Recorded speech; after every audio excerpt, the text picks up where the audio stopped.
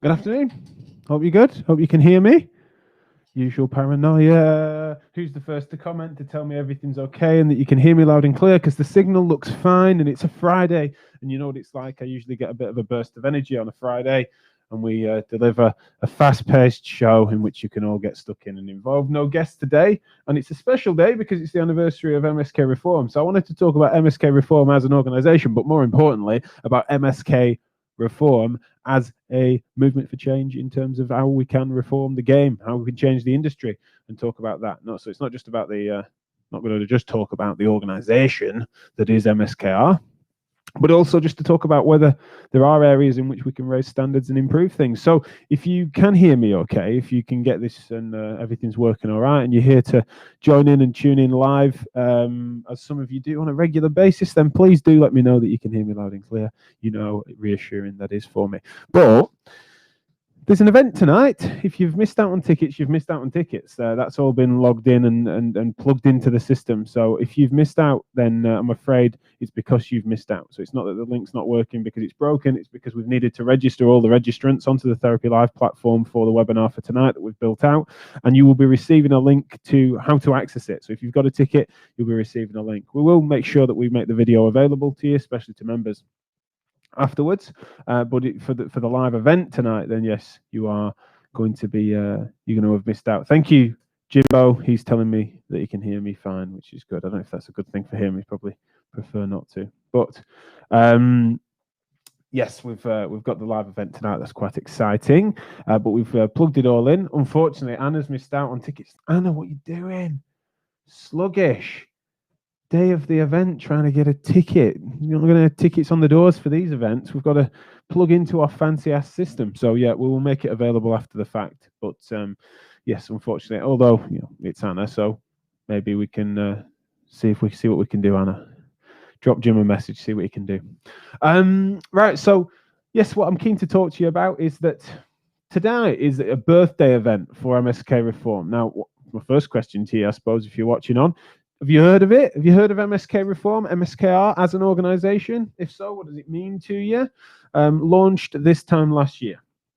So I think it was the 16th, technically, but this is we wanted to do a Friday night, and so our birthday event is tonight. But essentially, it's a year since the inception of the grassroots MSK Think-Tank, which is basically then a quite innovative organization set up as a non-profit, following a project called the Big R's Project, which is between Physio Matters and Connect Health, in which we were trying to then talk about how we can raise standards. And we published a manifesto for reform, which is a lengthy document. There is a summary of it, which then pitched a set of policies as to what we feel would raise standards. And we asked the question of the reader, if enacted, would these policies constitute progress or regress? Would they move things forward in a positive way, or would it be deleterious? And we're asking that question throughout the document. And we've had an overwhelming response over the course of time, but particularly in those early months. So if you think about launching something in mid-October, you also think about, I'm the director of the think tank alongside Deputy Director Felicity Thau, and then the associate directors where the real brains of the organization are, which is across excellence, governance, evidence, influence, education. These are our main topics in which we've got associate directors heading up those teams. And we think about my personal context of then I went on paternity leave December and January, or mid-December to January, when we had the twins. And then I came back to try and hype things up and get things going for I would say like a project model or a business model, or it's a non-profit for MSKR, which was a distributed funding stream where we're going to partner up with organizations, be that universities or MSK providers of services, that we were going to then work with them to reform their policies and change the game from the grassroots. And that was going to be one thing we were going to then partner with them on. And then COVID. So you can imagine I wasn't long back at my desk before COVID happened, and that changed. Well, of course, it changed everything, but it definitely changed what MSKR was planning to do. We were going to be ever present at all the conferences and events. We were going to do fringe events in the pub alongside conferences at the British Orthopedics or the CSP Physio UK type stuff, Physio First. We're going to be just an ever-present force as MSKR, trying to move and agitate for positive policy. And so That's changed because those events didn't happen. Now, what that also means is it brought our funding model, basically got completely disrupted. We also didn't qualify for some of the grants because all the healthcare grants then went to COVID initiatives, which I totally understand. But it also meant that our costs came down in that we weren't going to necessarily needing to pay for stands and travel, etc. And so we're in a situation where, looking on, we're going to be able to, instead of having a sort of centered activist membership in which you get voting stakes was the heart of it, but also involvement in the action groups to actually enact change and be involved in that way. Whilst that's going to be central to the movement, we're also able to lower the bar to entry so that we can have a more mass movement of membership. We've got a lot of people that are sort of associated supporters of MSKR in the thousands, but we're thinking maybe how we can integrate them as members and have a more involved membership. And so we've dropped the fee to £10 a month. Sorry, £10 a month. No, it's not. £10 a year. So it's just £10 to join MSKR now from here on in. So you heard it here first if it's not already news. But essentially, it's only going to be £10 to be an MSKR member. And it's multi-professional and also anyone that's an interested party. So you've got patients, you've got carers, you've got business people that are associated to MSK who are all involved in raising standards. And so it isn't a professional organisation in a sense that it's a professional body. It's just about trying to raise MSK standards. Now, if you wonder on what do we stand for, then you've got some manifestos to read. Interestingly as well, as of this evening, you've got a manifesto you can listen to. So we've produced the Manifesto for Reform as an audio book. If you want to know more about the organisation of MSKR, then I've obviously just put the website up on the chat function. So please do have a look at mskreform.org.uk, and it should tell you everything you need to know. And if you're like, what does MSKR stand for? We've been as explicit as we can with that in a Manifesto for Reform, as well as a summary document. And then if you look on the news section on the website, it explains about the policy priorities that have been decided by the membership to then move forward with. Now, this is where it's been important to say that our plans have been so disrupted, like everyone else's has, by COVID, that driving for certain very specific governance changes in the way that professions are regulated or the MSK practice is regulated, you can imagine that we needed to put a pause on many of those sorts of things because you weren't going to be able to get meetings with the Healthcare Professions Council, and you weren't going to be able to look at ways in which you can change structures because the structures have been disrupted by the whole COVID situation. And so we had to adapt and we had to adjust. But very proud, and I'll speak tonight a little bit about what I'm proud of, what we've achieved this year and how we've been able to adjust and adapt and what our members have done both in and out of the organisation. I think we continue to punch above our weight in many ways, but particularly in the way in which we exert influence. And we do this process, concept, and we call our events Thinking in Public. We are the ones that will bring things out of the closed doors, out from behind the closed doors, out of the shadows, and talk about it professionally about what we want to do and how we want to achieve it. And that's one of the things that MSKR seems to do very well. And so we're really proud of that work. A good example of it is a Thinking in Public stream at the Therapy Live conference. Where have you had, so these are sometimes seen as niche topics, right?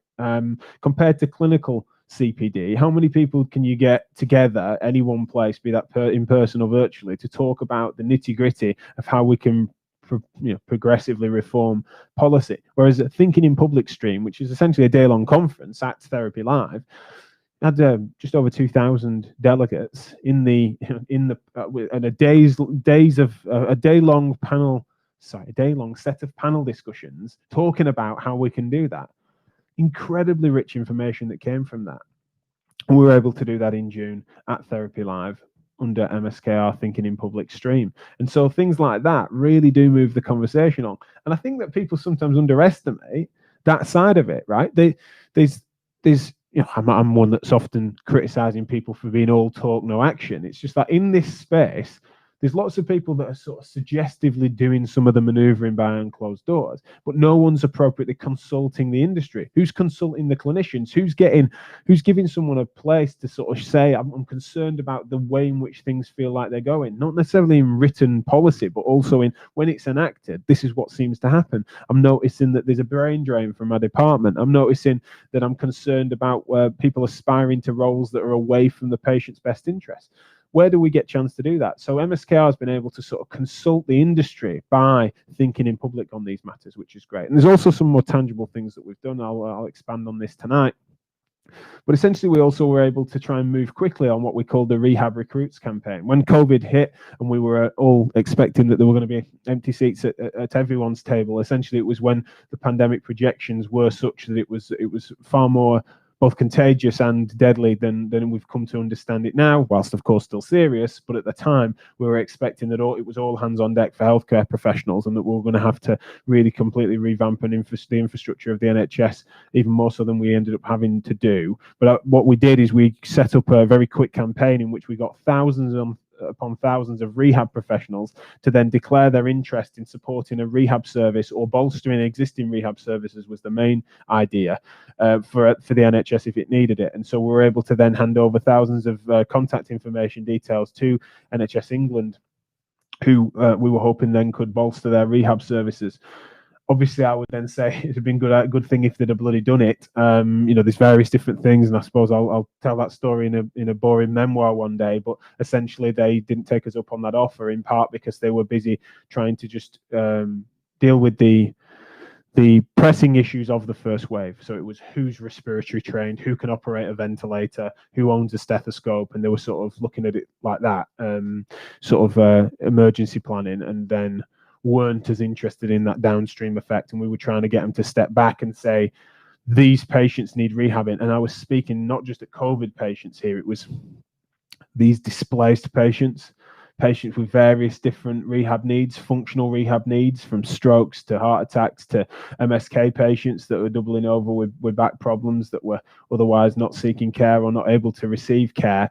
That was what Rehab Recruits was for, is if you bolster rehab services for COVID and non-COVID patients, you've got a set of healthcare professionals that will be able to do that work. And so across thousands of people then submitted to that campaign. And I'm only sorry that didn't happen, but it was a great example of what MSKR can do to move people quickly in a non-tribal fashion for what would have been the greater good. And so, yeah, as I say, it's interesting because sort of very, very new organization at that point. We certainly got the attention of some really high up civil servants in the Department of Health, some of which were really in favor of it. But yeah, various different bureaucratic reasons as to why that didn't take place. And also, I would argue, of course, although contentious, and I know it's easy to say in hindsight, but I just think that the current issues that we're facing across the NHS now would have certainly been made easier if we'd have been listened to a little bit more carefully, or at least countered more appropriately. That's one of the things. If people disagree, they need to disagree more clearly.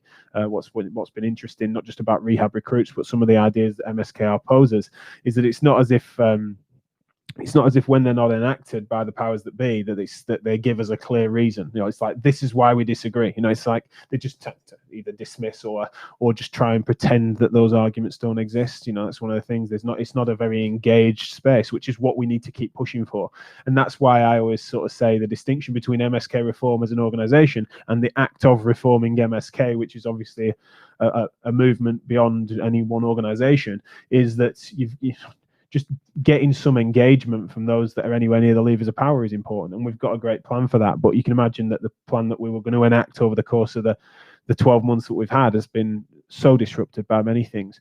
Not least as well, we've got, it's a network of volunteers under a non-profit. And so let's not pretend as well that that's not going to make a difference. Is that when there's such a massive disruption, not just to the health service, but to everyone's livelihoods, that people like me, my time needed to be spent trying to be entrepreneurial and diversifying our business, closing my clinic down and needing to try and rescue the events game and conference game by launching things like Therapy Live, as well as the ability at Therapy Live to then share the massive Thinking in Public stream for MSKR. So that took a lot of time. And the time I'm doing that, unplanned, is time that I would have otherwise potentially been able to volunteer some of my time into the non-profit. So I'm not alone there. The hundreds of people that have contributed to MSKR and the members and activists that work within it, how much time of the week can you afford MSKR at the time? Because you're going to get disrupted massively, including by, actually, where I might have been spending time working with MSKR on something, I'm instead homeschooling. Like, of course, those are priorities, and that's why it was going to always shift. So we've had to adapt, which is really important. Another thing that we've done over the course of the year is this audio book that we've worked up, which getting our ideas out there is really important. But thousands on thousands of people that have downloaded the manifesto and sent feedback, and then people joining as members, etc., is all well and good. But sometimes we want to improve accessibility, and also people might want to listen to it as a refresher. So we got the associate directors who were the authors of each of the chapters in the Manifesto for Reform to actually add that in a brilliant piece. I think it's really interesting because you're just reading it, and so it's kind of, you don't get as much expression on. But it was really good to have the authors, which was really valuable. Gemma said, well, she first said, "Happy birthday, MSK Reform," which is lovely of you. Thanks, Gem. Really appreciate that. A change in direction, but such an important ongoing think tank to try and help reform MSK healthcare, which is important more than ever. Thinking in public. Of course, I agree. Thank you, Gemma, and certainly it really is like a time is now thing. It's cheesy, but we did say it as part of a sloganeering around MSKR, and the big R's was, if not us, then when? If not us, then who? And if not now, then when? It's like, God, we said that then. Whereas now it really feels a bit existential. What's it, existential? Yeah, existential crisis. Yeah, pretty important right now. A question here from Kath Piper. Let me read it in full. Kath, can you explain to me the connection with Connect Health? I just wonder where the commercial arm fits in. Is it something that it's something that I can't find the answer to. This may not be the platform to ask on. No, it's a perfect platform to ask on, Kath. I mean, I read it first anyway, so yeah, good job that wasn't something that showed me up. But no, we're pretty open with stuff like this. No, Connect Health and Choose Health essentially, and because Physio Matters is part of Choose Health, we're two UK healthcare companies that started the agitation that was the big R's movement. So we got people in a room and got people talking and said, and I called the original event Reasoning, Responsibility and Reform. And so us and Connect Health teamed up and put some money into a pot to then get a load of people in a room to sort of talk about those three things. And did, over the course of that and another event, did a reformative agenda emerge. And so we ran some events, and we ran this in-person events at the time, and a conference under the big R's, which was this cooperative between Physio Matters essentially, which is still, I'm mentioning as a part of my company, and Connect Health. And then we got people talking, and then what we realized then is that it's better to uncouple it from those businesses, right? These are a set of ideas that better suited to a non-profit, and so we incorporated MSK Reform, which operates as a company, but not as a for-profit company. It's kind of like you would a golf club essentially, or a football club. Well, golf club's a bad example because sometimes they're corporate, but like you would have. You've got members. It's a member organization, so it's a company limited by guarantee, basically, that operates as a non-profit but not an overt charity. And so MSK Reform stands on its own feet. And whilst I hope we still have the support generally of Connect, but they don't have any influence on it in a direct sense as a corporate. Similarly, it's funny, but my business isn't involved in MSKR other than to support it where it can. Things like so I'm not going to pretend that there's an obvious and overt separation there, but it's just that it stands on its own feet. It's got its own bank account.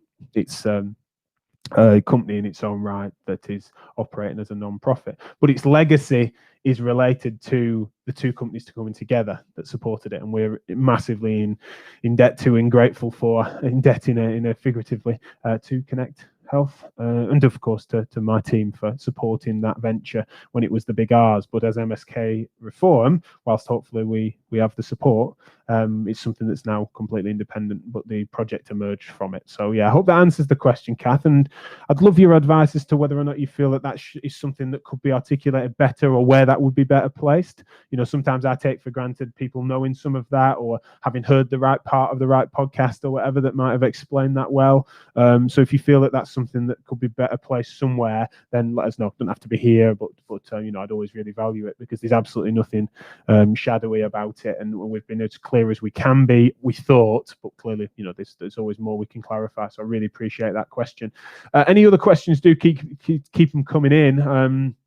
I've got plenty to say on the matter, both now and tonight. So, but I really would appreciate any questions you have about MSKR. I think one of the things that I've been guilty of in recent times is that I look on and I just think, and this is what I'm going to sort of summarize with tonight a little bit, is I can see such an incredibly important role for MSK Reform, and I'd say that even if I was someone that, if I was out of body experience and was to witness someone else being at the sort of helm of it. But when I look at the incredible amounts of talent and the commitment and the ideas that are in the manifesto and the way in which that we can enact them, and also I see the opposing forces sometimes not even engaging with the ideas in a proper way.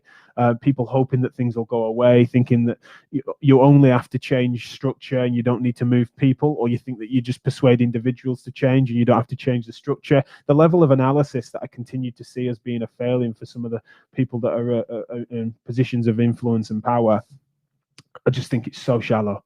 And I think that what MSKR brings is this incredible grassroots momentum of hugely thoughtful people. And one of the things that's interesting is when we start to talk about something that's more particular or more policy related in education or in governance, or we start talking about some of the ways in which we can try and change things like laws, etc., one of the accusations that occasionally comes is that, oh, well, you guys don't understand this as well as we do when we're close to it. It's like, I would be so honest in saying that myself and the team that are in the leadership team of MSKR, but also most of the members, if we don't understand it, it's because it's not very easy to understand. It's not through lack of trying. I mean, you might feel free to accuse me of not being smart enough. That's absolutely fine. I'm certainly not that academic. But generally speaking, when it comes to the membership and the leadership team that's in MSKR, if we don't understand something as well as we need to pass comment on, then it's not through lack of trying. And therefore, there's a communication error there from often the people that are accusing us of not understanding it. So, that's the sort of thing we keep encountering. I don't mind encountering it. It's not a problem. But it's definitely something that we're better together on. We need to club together. And so what I'm going to be doing tonight, which is interesting, is that we've got a Thinking in Public event about advanced practice and first contact, and sort of it's a bit more niche than we're used to delving into, but it's something that is really relevant because it's sort of pathway management in MSK and who's best suited to it, and what professions get excluded and what don't, and how what we should aspire to in terms of what the core values are of MSK care. And I'll be paying attention intently to a panel discussion tonight, and then in summary, which I haven't prepared my summary because I need to pay attention to the panel to then talk about what is it about those things that get discussed that MSKR should leave alone? What should MSKR do? What should MSKR give the opportunity for its membership to do? So how do we kind of appropriately create a collective voice or a collective statement, or how do we facilitate our members to engage with those things so we can enact positive change? Where are things going wrong, which are positive things that we can support? There's an incredible amount of brilliant work that's being done, especially on the infrastructure side around that topic. How can MSKR best support and bolster that? There's a place sometimes to be disruptive, but there are also places when something has been done that's really good. How can we best support that and throw our weight behind it, whatever weight we have? But the act of us being just a small and soft power organization that packs a punch, we want to maximize that value. And it's something that needs to be, I always argue, on a policy by policy, issue by issue, category by category method. Rather than just railing against something or shaking a fist. Let's be accurate, let's be polished. And I think we're doing that very well. We're finding our feet. It's been incredibly challenging. I sort of wish we'd have pulled this finger out and done it a year before, then we'd have been in a really good position to be more helpful in COVID, but also have the infrastructure and also the sort of financial security of having existed for more than a couple of months before the world got rocked, because there's a lot of wasted discussion in many ways through no fault of anyone's, but we were never going to be doing what we were planning to do in order to generate revenue into the organization, and also then leveraging that revenue to improve our exposure for our members, and we want to be measured on our ability to enact what we've done according to the policies that we're promoting. How much closer are we to actually changing what we suggested we should change, and how are we going to do that? So we've got action groups now in every single category of the manifesto that are working towards how we can implement the policies that we've talked about. And a good example of that is that we've got a patient-facing website. If you don't know about it already, go to MSKR.info, MSKR.info into your browser. It's a patient-facing website for translated materials that you can send your patient for whatever MSK issue they may have, physical or mental health problems that they may have. You send them there, they click on a body part. It's a really brilliant website that we developed with IPRS in order to raise standards, so that, because there's a massive frustration that our members had, that there was such a massive diversity across the internet of quality. might have some good advice, might have some poor advice, might have some dangerous advice. And so having the ability to say to patients confidently, you go to MSKR.info, you're going to be able to trust that source, and it's going to be updated as the evidence improves, as well as our thinking improves as to how we apply that. And so, yeah, we've done some great things, and that's another good example of it. So we had the Rehab Recruits campaign. Success in many ways, failure in others, in terms of our ability to then get that through, which, you know, I don't know how much we can be blamed for that, but we tried.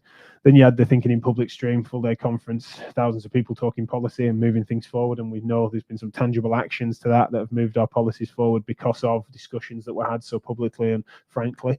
And then the third thing, then more obvious, is that an MSKR.info website, of which patients are enjoying the fruits of quality educational advice at a time where everyone needed it. You know, people were seeing less healthcare professionals and needing a resource they could trust, and we were able to produce MSKR.info to help them do that. And so absolutely over the moon to have been able to do it, and to really influence lots of patients and lots of therapists.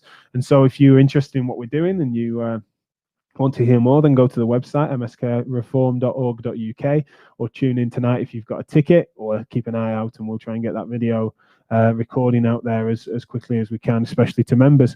It's only £10 a month to join, and we're going to be packing a serious punch. We're also going to have an audio book of the manifesto, so if you don't fancy reading it but you do fancy listening to it, then the audio book is going to be available. It's going to be donations, so essentially it's going to be free if you don't want to pay for it. But similarly, it's as I said, a non-profit organization. If you can spare us a few quid, then it'd be much appreciated. The sort of charity and non-profit sector has suffered as everyone has, and so we've just basically got the manifesto audio book that's going to be available for MP3 download.